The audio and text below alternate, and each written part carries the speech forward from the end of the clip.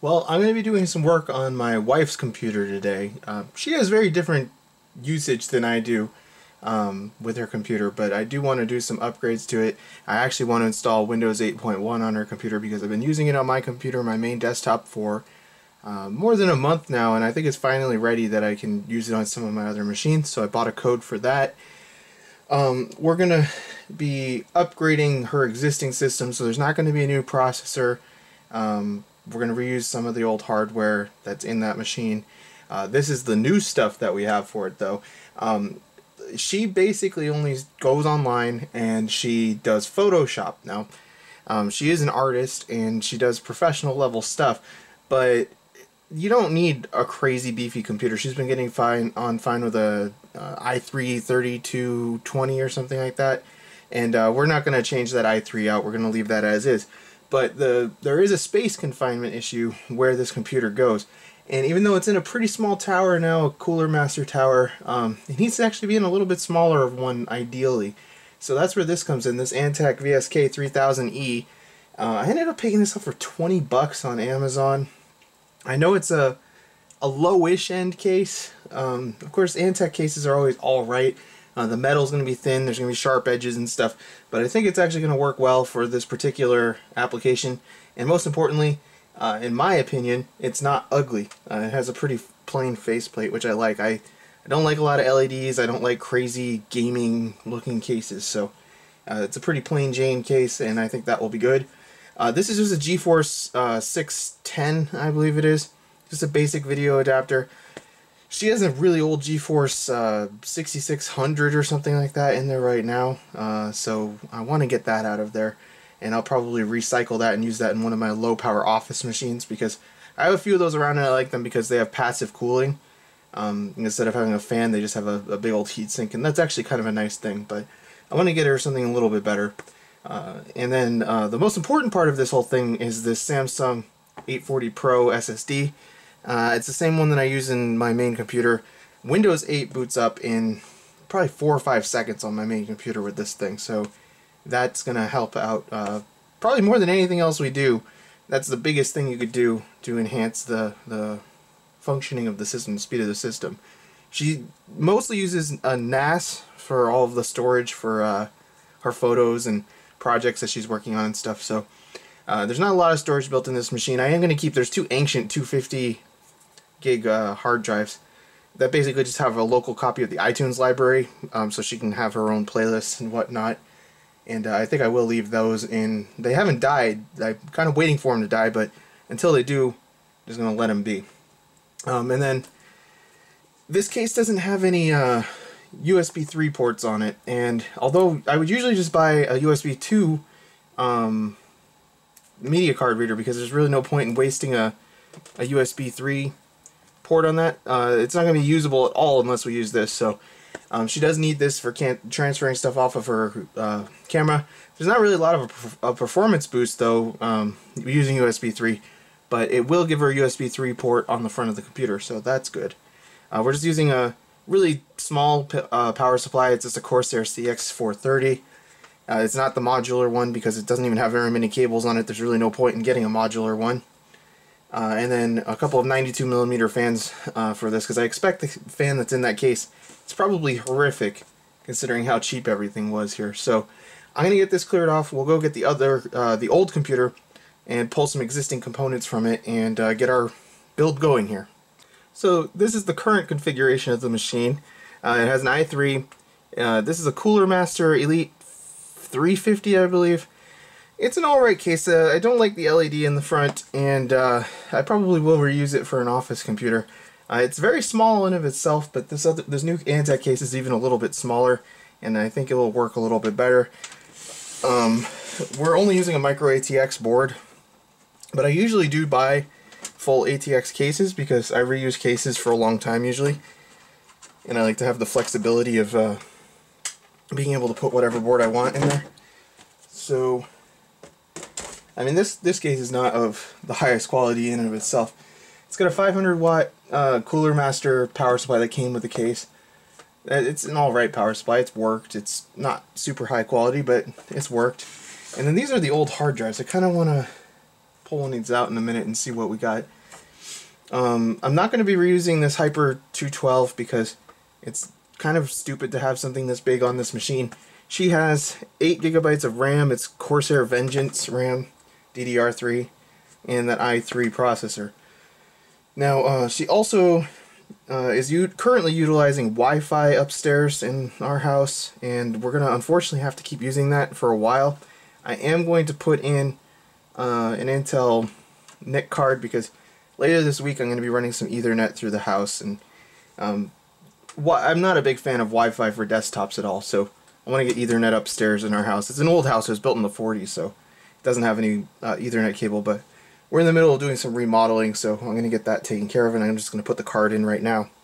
So I'm going to strip the parts that I need out of here, and we'll take a look at these hard drives and just see how old they are in a minute. I think they still have Molex on the back, so I believe they're SATA 1 hard drives. So I pulled the motherboard, swapped over the fan. It was actually a better graphics card than I thought. It's a Radeon 5670. Well, I don't know if it's better, but it's an old Radeon, not an old GeForce, so we're going to put the GeForce in still. I buy thumb screws in bulk for my cheaper cases. This one does not come with any thumb screws, and I really would rather have thumb screws. This thing is so tiny. I'm actually pretty happy with it. Although it does have one of these annoying brackets for the rear, the expansion card slot covers. So I'm not thrilled about that. But we're going to go ahead and get the power supply installed. I'm being really careful because these older cases have, well, not older, these cheaper cases and older cases, but specifically these cheaper cases have razor sharp edges, and I'd rather not cut myself. I used to do that plenty back in the old days. They did not think of rolled edges on cases, I don't think, for whatever reason, back in the 90s when I was first learning to do this as a teenager. So I used to cut myself all the time. It's been a while since I've dealt with a case that's quite as sharp as this one, but it is ridiculous. The metal's very thin. It really is almost like a razor blade. So let's go ahead and carefully pop these sides off. Again, it's floppy, but I don't really care. This machine, like, I'm not too worried about the build quality. It's reasonably good. For a $20 case, it's very good. I think this actually retails for more like $40, but I only paid $20 for it. So inside it looks like, that's nice, all the I.O. port, all the front I.O. stuff is black. So we have this is our audio, no, this is USB, all of our switches and whatnot. And then this one should probably be the audio, right? HD audio, yep. So that's pretty cool that those are actually black. No box of accessories, it's just a bag of screws. It actually looks like it comes with some kind of old-fashioned plastic motherboard standoffs, which is a little bit concerning. Hopefully I don't have to use those, because I hate those kind of standoffs.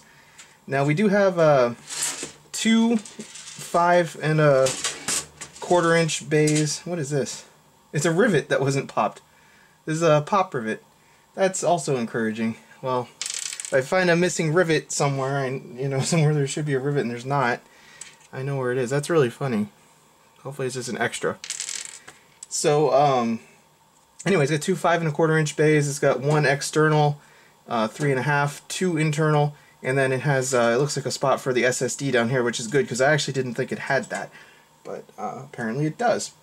So I'm going to pull these old fans out, or this fan out, because I'm going to use my Noctua fans because I don't even, let's take a look and see who even made this fan. It's probably Antec branded, at least. I mean, obviously Antec doesn't actually, oh, there's only 2 screw holes. That's kind of funny. They have the dimples for more screw holes, but they're not drilled out. That would have cost an extra machine operation there, so why bother? Yeah, it's an Antec fan, so who knows, it might be an alright fan, but we're not going to find out. So I'm going to bust out my Noctua fans, get those in, and then we'll come back and get the power supply in. Alright, I pulled the faceplate off. We got our fans both installed. I need to punch this out. I don't actually have the correct screwdriver. Wow, that is really bendy. I don't actually have the correct screwdriver to do this, so I'm just going to better to do it with a flathead screwdriver. But got that expansion cover out, and I ended up using a Y adapter that came with my Noctua fan and an extension cable. There's only one system fan header on the board, so we're gonna just use that one. Now this is a very small case, so I'm trying to debate the best way to actually handle the next steps that I need to do. I'm a little bit concerned that I won't be able to get the hard drives in once everything is in place. So I think I'm going to put all the drives in and then put the board in and then the power supply, which is not the usual way that I would do this, but I'm looking at how much space I have here, and it's really not much. So ow, I just cut myself. Well, it was bound to happen. Let's pull these wires back there. I think when we put this front faceplate back on, let's actually pop out the drive cover though, if I can figure out how.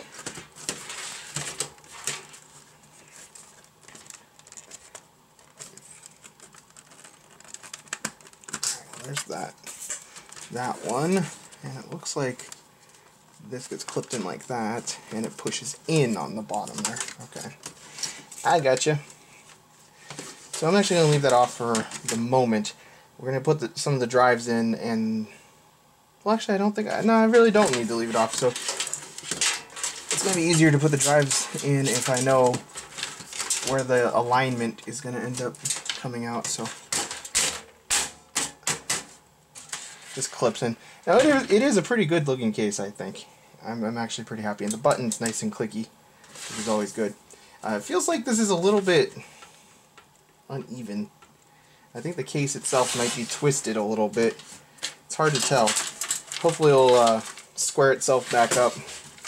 It wouldn't take much to twist it manually. I think I just did a little bit. So let's go ahead and get the CD drive first. Now 5.5 or 5 1/4 inch drives always go in from 5 1/4. I mean to say, they always go in from the front. It looks like the middle hole is the one that we want to use. I actually still have the. I'm not even opening up the screws for that came with this case because I still have all the screws from the other one out. So I am going to go ahead and screw this in. There's no quick release things or anything on this case, which is not that surprising considering the price. But I actually prefer using screws. I'm not. I like the hard drive caddies, but for CD drives and stuff, I don't like any of those kind of cheesy toolless designs. They always seem to end up breaking and not really being super secure in my opinion. So I am fine with the good old-fashioned screw. Sounds funny, but I don't know why people think it's such a big deal to attach a screw. It really isn't. You should enjoy building computers. It's not a chore. I find it enjoyable, even if I'm building it for somebody else and getting paid to do it, and it is work technically. I still enjoy it. So, all right. So we have our drive in there. Let's find the USB card reader. This is a Roswell memory card reader with a USB 3 port. Normally, like I said, I would just buy a USB 2 one, but there is no USB 3 on this case. So it looks like it comes with a silver faceplate in case you have a silver case, which is kind of unusual because there aren't that many silver cases left these days, it feels like. And here is the unit itself. If this came with screws, I will use the screws that came with this because I actually don't have any of those out. I'm sure it did come with screws somewhere in here. There's the instructions. Did it really not come with screws? Oh, there they are. They say it always comes with screws. So it's pretty plain looking, which is actually what I want, so I'm happy about that. USB 3 header on the back. So I'm just going to unbundle the cable. And this probably gets fed in through the front too, because it's usually things that you access from the front get fed in through the front, but I'm not entirely sure. I have some sort of stupid wire here. There's a grounding cable just kind of like randomly screwed to the front of the case.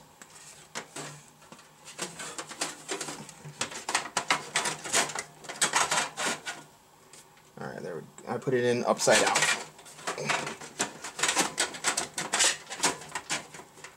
Alright, cool beans, there we go. Now, these screw holes are a lot harder to see, but we have a magnetic tip screwdriver, so we'll get in there. It looks like basically the back screw is just going to be bottomed out against the back of the little rail in there. I'm not going to really be able to get a shot in there, but trust me, there's a screw hole in there.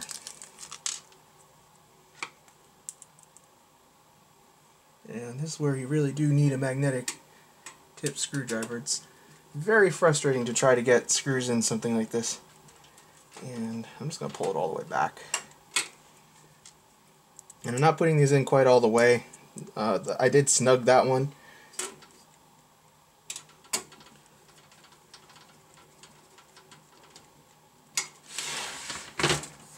That feels pretty flush, so I think it is just going to push all the way in. That's good. I like easy alignment like that. Don't have to think. Not thinking is always good.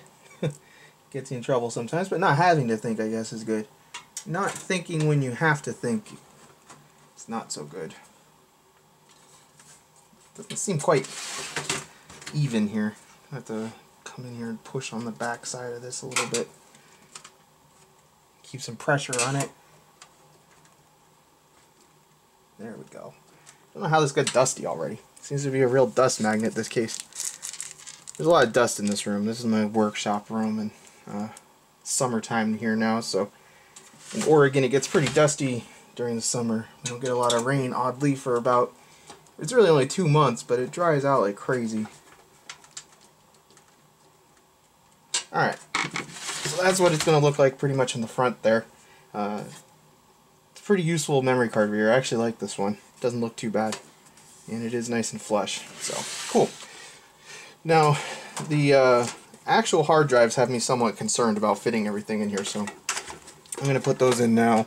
I took them out, and they do both have Molex connectors. One is a Western Digital WD-2500.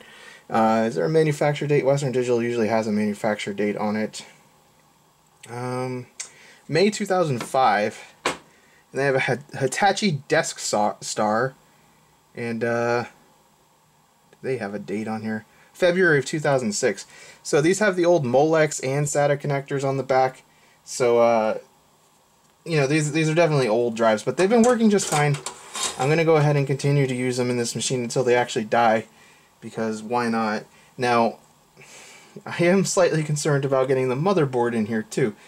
This is just, it's a very short, shallow case, so it's not going to be the easiest to fit everything, but I think this will work out. And unfortunately, there's not really any cooling up there, so this might hasten the demise of those drives. Now, while we have everything, before I start screwing everything in, we have everything here. Go ahead and get this Samsung SSD opened here. I don't have my knife within reach, so I'm just trying to stab it with the screwdriver to open it, and that's not really working very well. Let's use the expansion card. These are actually kind of useful for opening these things. Alright. So this is just the standard Samsung SSD. Well, I guess it's the upper model. The Evo is the cheaper one. All you really get is the SSD. It doesn't come in any sort of anti-static package, which is nice because, again, you don't need that. You get these case stickers if you want, which sometimes I put the processor ones on, but I'm not going to do that. Manuals and the Magician software. It's actually pretty cool. The Magician software actually has some kind of useful stuff like that allows you to easily update the firmware on the drive and stuff. I actually like Samsung Magician. So, there should probably be screws in here as well, shouldn't there? You know what? I don't think there are.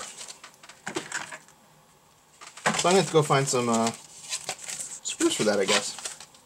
Alright, so it looks like there's a nice little spot for an SSD to go here. Unfortunately, I think I have to hold it in place while I get the first screw, and it doesn't look like it actually clips in. There's these two small little mounting tabs, and yeah, there's two little tabs on the back. I guess there is like a really sharp, stabby thing on the bottom that might hold it in. It's yeah, I think it's just gonna slide in. Are there even screw holes? I should double check to see that there are even screw holes on the other side. It feels like maybe, yeah, those just go in the hole. So I think what you do is you kind of rock the drive in on this one, actually.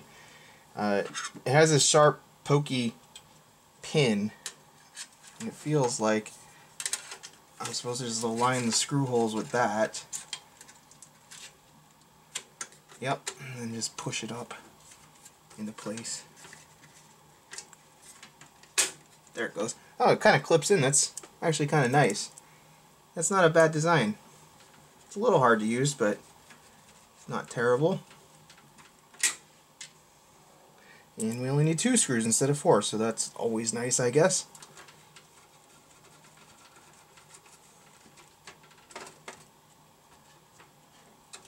Alright, so our SSD is mounted. I need to get screws in these drives, and then we'll work on getting the, I think we're going to get the board in next. Alright, so we're going to go ahead and put our I/O shield in, and it works just the same as every other computer. I had to actually pull the fan. I was figuring out how I was going to angle the motherboard in, and there's just really no way to do it with that fan in place. So I removed the fan temporarily, and if we ever have to replace one of those hard drives, it's not going to be a fun day for me, I'll tell you that. But I believe the motherboard will fit now, so I already took the liberty of getting our standoffs hopefully in the correct position. Now I kind of have to put it in like that so it hugs around the back side of the hard drive, and then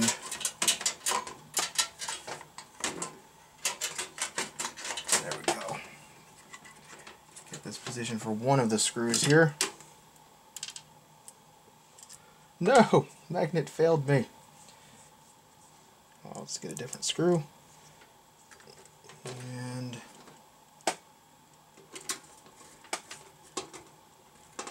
let's get that first. These feel like they are the fine thread screw standoffs. That's unfortunate. Well, that's holding it in place. Let's bust out some of our stuff in here.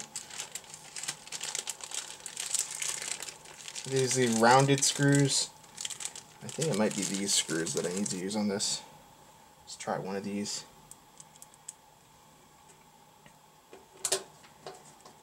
Yeah, that feels more reasonable. Well, no, actually, I don't even think that's going in. Of course, they make this difficult.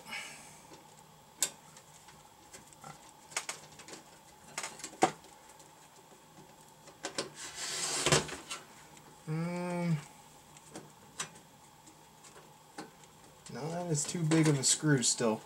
So I think it has to be like the really teensy tiny screws. That's unfortunate. I don't like those screws.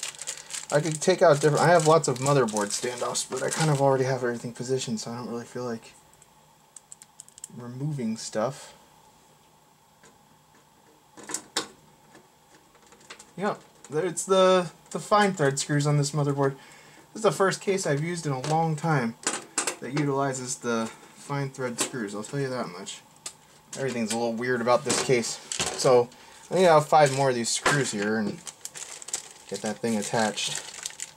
Alright, so we have all of our drives placed in there and routed. So I'm going to get the power supply open now, and we'll get to installing this. Now, I basically only buy Corsair or Antec power supplies nowadays. Depends on my need. Sometimes I'll buy the Antec Basic. I actually have a build coming up that I'm going to be using Antec Basic on. Or sometimes I use the Earth Watt power supply as well. But in this case, we're just going to go with my typical purchase, which is the CX series of Corsair power supplies. This is only 430 watt because the system really doesn't need any more than that, so why spend the money on a more expensive supply? I got this on Newegg for like 40 bucks or so, but there was also a $20 mail-in rebate, so I'll be getting half of that back, so that's a pretty good deal. So it's pretty typical fare for one of these power supplies. It looks pretty much identical to all of them. It has the 120mm fan. It's got that stupid plastic that I can never take off very easily, but I always want to because I don't like to leave plastic stuff in here, so I'm going to work on getting that off. I have a really bad habit of chewing my fingernails. That shouldn't have been that hard to get off. Alright, so I'm kind of expecting this to be horrible to put in just because I'm not sure how well this is going to actually support what the power supply. It just has this little metal thing that sticks out. I'm not sure. I will probably end up having to keep my hand on this thing. Yeah, kinda. Well, I can let go for a minute. So that's actually better than I had feared it would be. Now this is a power supply that you are definitely going, or a case rather, you are definitely going to want to take it slow with the screws here. I always kind of just do one corner at a time and then leave them loose so I can wiggle it around. And in your higher end cases, it's usually not really even necessary, but it sure is going to be necessary with this one, because there's really nothing holding this case square. There's nothing holding the power supply in the case square, so we're just going to get probably this bottom corner one started. Hopefully everything won't fall when I try to do that. I feel like everything's going to fall. Okay, we got one started. It's not going to fall anymore. That's good. And we'll do this one. And it doesn't really matter if you do a cross hatch or a cross pattern right now, just because we're not actually attaching this, we're just getting the screws started. I'm going to have to pull down on this side. And actually, that was not as bad as I had feared. It's kind of springy. It wants to pull up real bad for some reason. So pull this side tight, go all the way with this screw now. And I'm not going in a crisscross pattern here just because this side was trying to lift up, so I just wanted to get that side nailed down. And that should hopefully add a lot more structure now to the case too. It feels a lot better. It is kind of jam-packed in here. Alright, so let's separate out our 24-pin connector. And where's the CPU connector and all this too? PCI Express, we won't be using U. So for now, rate that over there. Well, we might, I don't actually know if this, I don't think this particular unit needs, the video card unit needs PCI Express power, but I guess I don't know that because I haven't seen it yet. I don't have anything that uses Molex, so I'm going to jam this up out of the way. Move these SATA connectors out of there. I'm just going to leave those zip tied up in that drive bay that we're not using. And then this should be CPU power, right? Yes. Alright, CPU goes first, just because it was easier to get to. Try to untangle this as much as I can.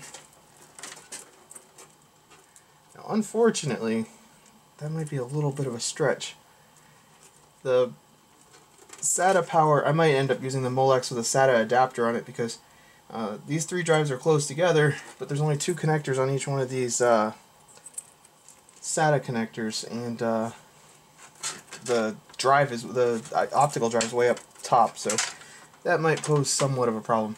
I'm going to disconnect these IDE cables here as well, so I can get back behind here a little bit easier to the 24-pin connector, which is buried under there. This clips together real nice. I like that. A lot of times these are kind of hard to get in because the little 4-pin breakout for older motherboards doesn't always want to connect correctly. But this one actually snaps in fairly good. So I'll give this a good amount of force here if I can. And I believe that's connected all the way. Didn't really like do the normal snap-in noise, but it feels connected. So now let's figure out, I guess I could hook one of these up to the Molex power. Huh. I might do that. These drives are old enough that they actually have Molex connectors on them still. And that actually might come in handy right now. Won't have to go get an adapter. So it's going to be real hard to see where this connector down below is, but man, this is a little rough space-wise. I'm going to run this. I'm trying to think of how I can run this so that it will work. I guess I can just hold it over here for now. And it is ridiculous in here. Alright, SATA on. Hold this down. I think I'll go underneath it This is gonna, the cable management in this case is going to be a little bit of a impossibility, I would say. It's also kind of impossible to see what I'm doing here. Sorry if my head's in frame here, but I'm trying to get this power connector down on this drive, and unfortunately it sticks way under there. Alright, I think it's on. Alright, cool beans, that's good to go. And in fact, I think what I'm going to do is just use both of these hard drives with old-timey Molex connectors. Why the heck not? They have them. Might as well use them. I thought it would have been silly to get the modular power supply unit, but I think I'm kind of regretting it now. Zip tying everything out of the way is going to be a little bit of a challenge. It's going to also be a little bit of a challenge to get my hand up in here to get to this DVD drive connector. This would be a time where having small hands would be really handy, but I don't, so gotta make do with my giant hand, I guess. And there we go. That actually wasn't as bad as I had feared. Tell you what, it was a lot easier to get the SATA connector on the first time when all these power cables weren't in the way. There we go.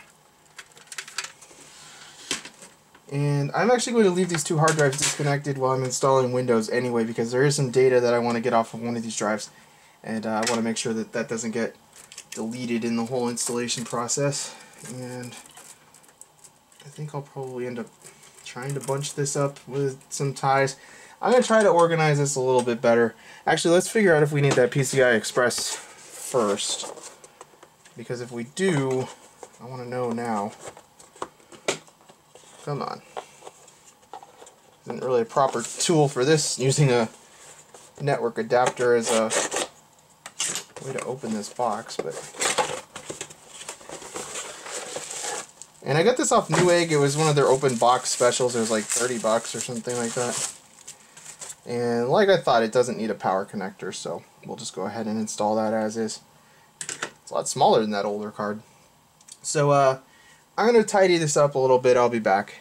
Well, I think I'm pretty much going to have to call the cable management there. I did hook up the hard drives temporarily.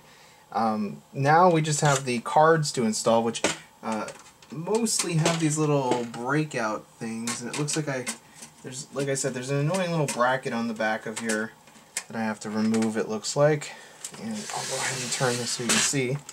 It's kind of like a lot of OEM cases like HP has done and stuff. I don't like these little brackets in, but it looks like this isn't actually what holds the card in. Now that I take that out, that's good.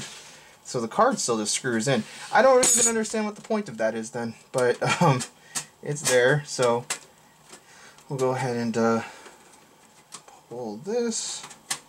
There's only one expansion card slot cover, the rest are punch outs. So we need the top and probably the one below that and the very bottom one.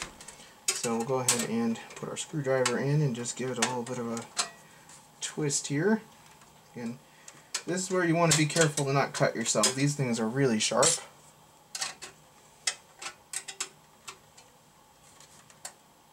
And like I said, I'm putting in the Wi-Fi card temporarily. I'll pull it when I don't need it anymore later this week. But for now, we do need it still upstairs, so we're going to go ahead and put that in. And let's do the NVIDIA card here first. This should be pretty darn simple.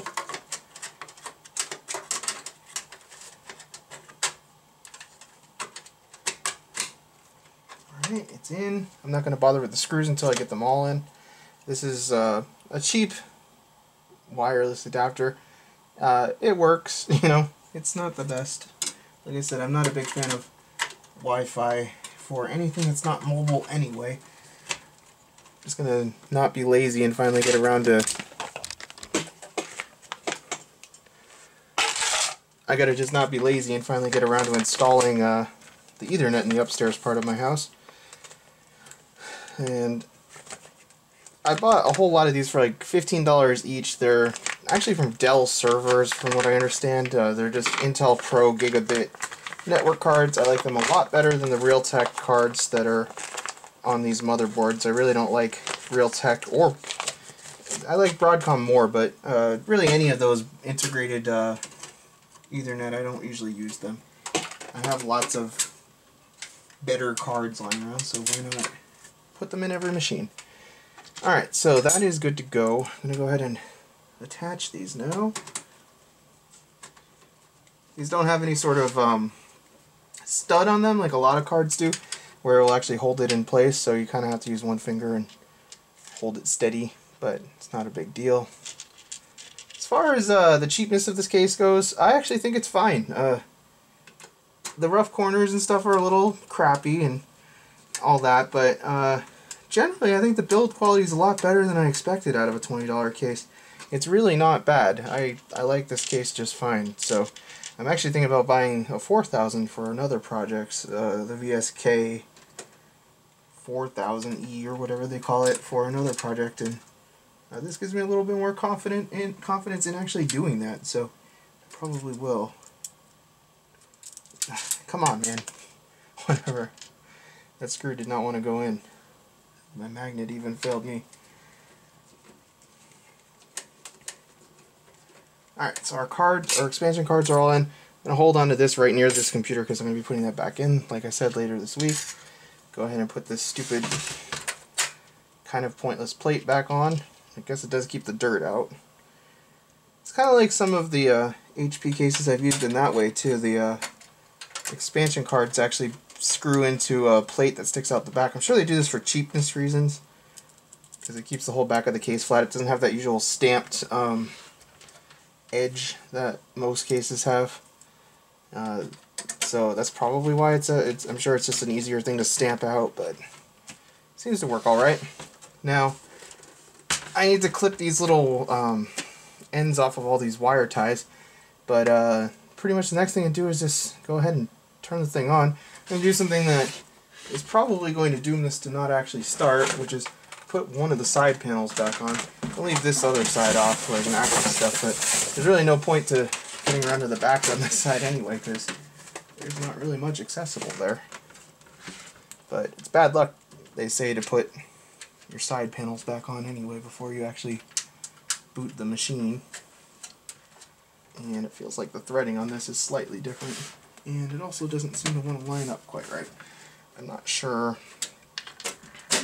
There we go. Wasn't quite on right. So one thing I've learned the hard way is that you really want to go and make sure that you turn on AHCI if you're using an SSD before you install Windows. It can break your Windows installation if you don't do that. There is a way to fix it, but it's better just to make sure you do it right in the first place. It's not always enabled by default on motherboards, so double check before you go ahead and do it. This one was enabled, so I'm just going to go ahead and put my USB stick in to the computer with my Windows 8 installation files on it, and we can just exit without saving here because we didn't make any changes. And I believe it's F12 on this computer for the boot menu.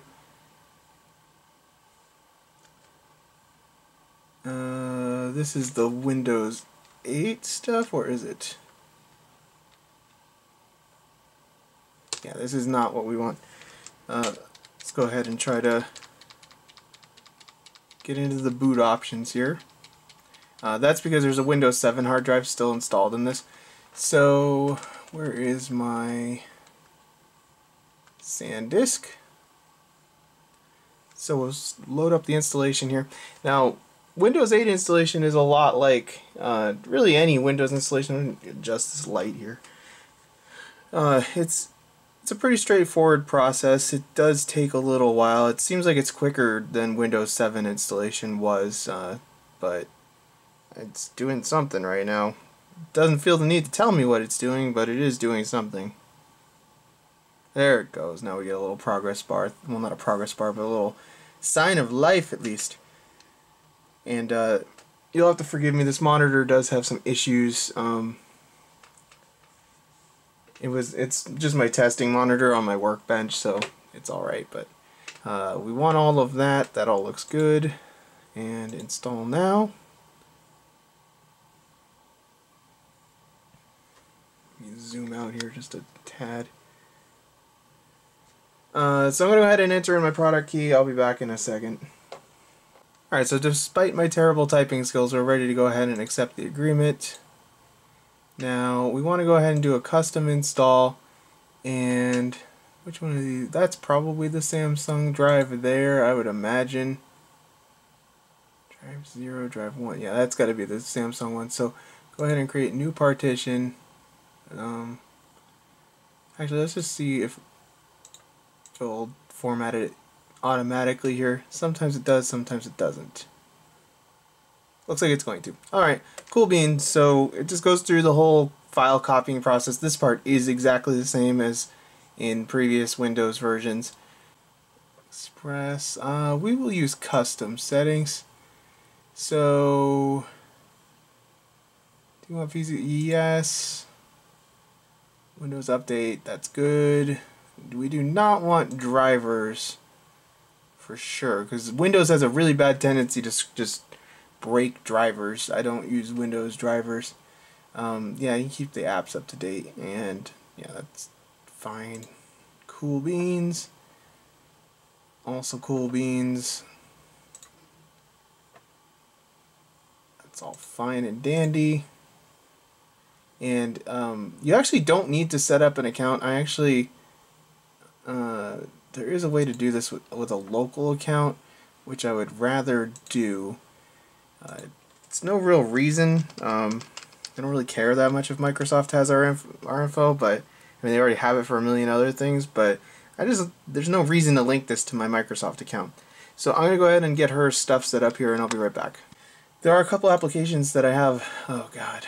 That are on my network that I really want to get installed on here as quickly as possible, and I always have trouble because I'm still new to Windows 8 and all of its insanity.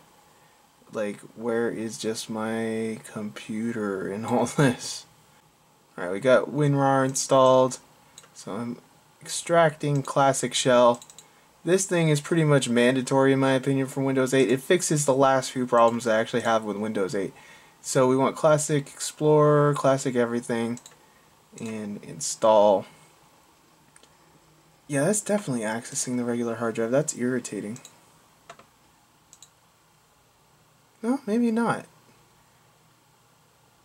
Yeah, those are the two. That's weird. It's just noisy as heck. I wasn't even doing anything with those drives. Yeah, this is definitely the SSD here. I have no idea like why that hard drive is being so noisy. Nobody asked you anything, hard drive. And go ahead and allow. So we don't need to view the README at this point. I'm just going to import my settings from my other computer, but I want to go here and check everything here. So you'll see here, this pretty much turns it into Windows 7. It's still a little quirky, but this seems to work really well.